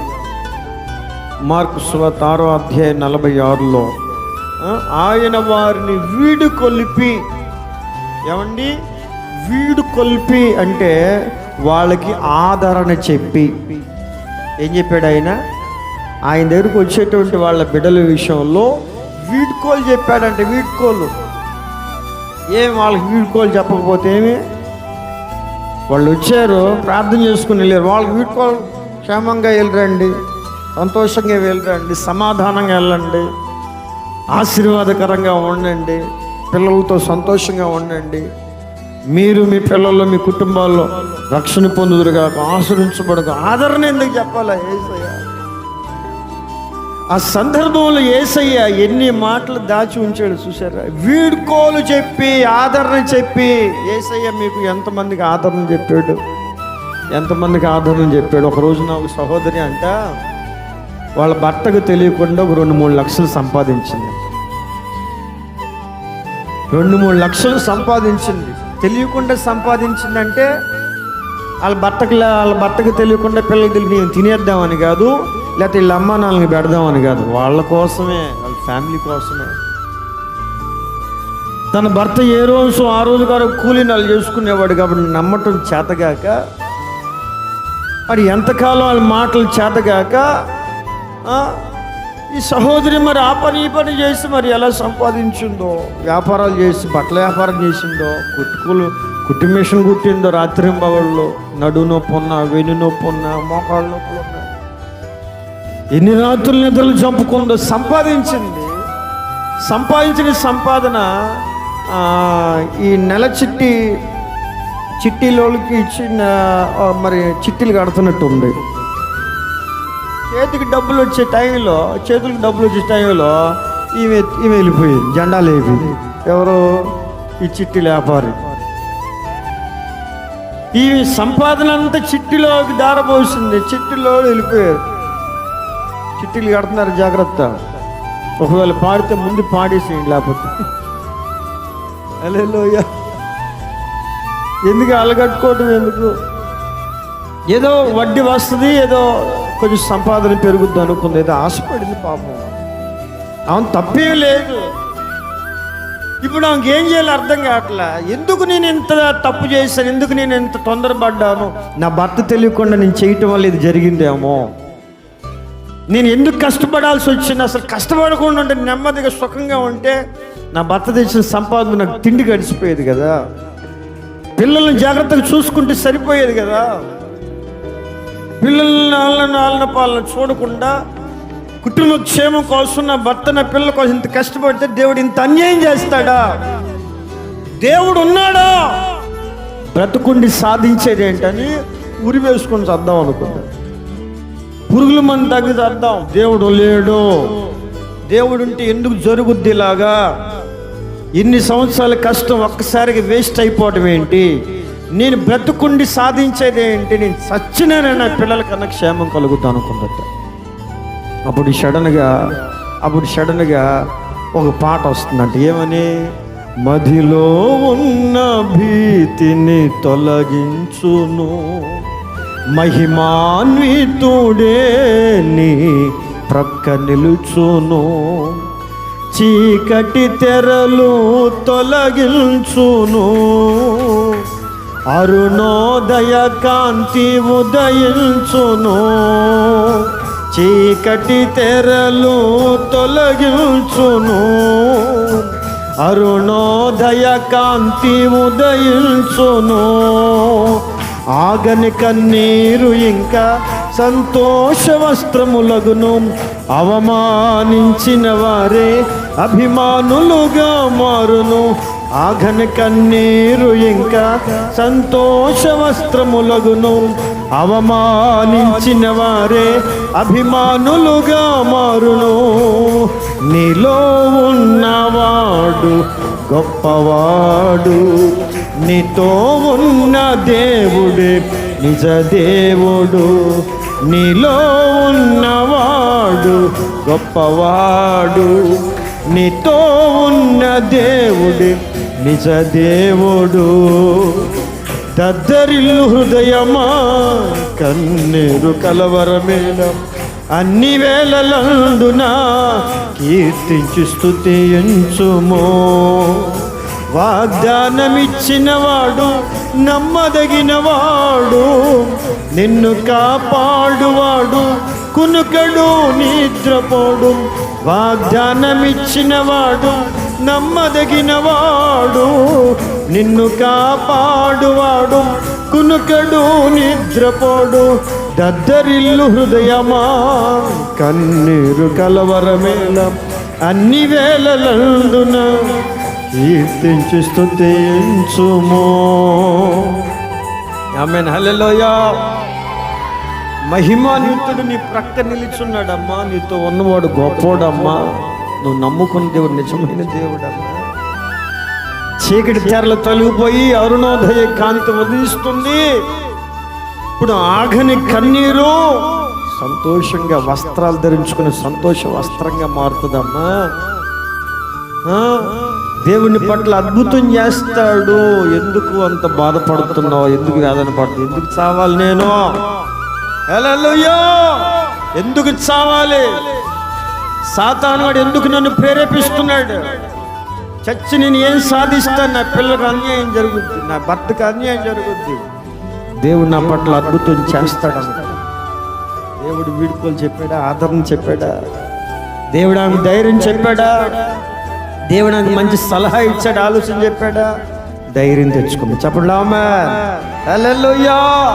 నీ జీవితంలో, నా జీవితంలో ఎంత నష్టపోయాము, ఎంత వేదన పడ్డాం, ఎంత కన్నీళ్లు గార్చాం. ఒంటరి అయిపోయిన సందర్భాలు ఎన్నిసార్లు దేవుడు ఆదరణ చెప్పలేదు, ఎన్నిసార్లు దేవుడు పలకరించలేదు, నిన్ను పలకరించలేదా? యేసయ్య మీతో మాట్లాడలేదా? యేసయ్య మీకు ధైర్యం చెప్పలేదా? యేసయ్య మీకు బలం చెప్పలేదా? ఆదరణ చెప్పలేదా? యేసయ్య మాట మీకు బలం ఇవ్వలేదా? ధైర్యం ఇవ్వలేదా? నా ప్రియమైన దేవుని ప్రజలారా, ఆనాడు ఈనాడు యేసయ్య నీతో నాతో ఉన్నాడు. చెప్పండి ఆమేన్. యేసయ్య మన పట్ల కార్యాలు చేయునుగాక, బలపరచునుగాక, సాక్షిగా లేవనెత్తునుగాక. దయచేసి అందరి కళ్ళు మీద ప్రార్థన చేసుకుంటాం. దయచేసి అందరి కళ్ళు మీద చిన్న ప్రార్థన చేసుకుంటాం.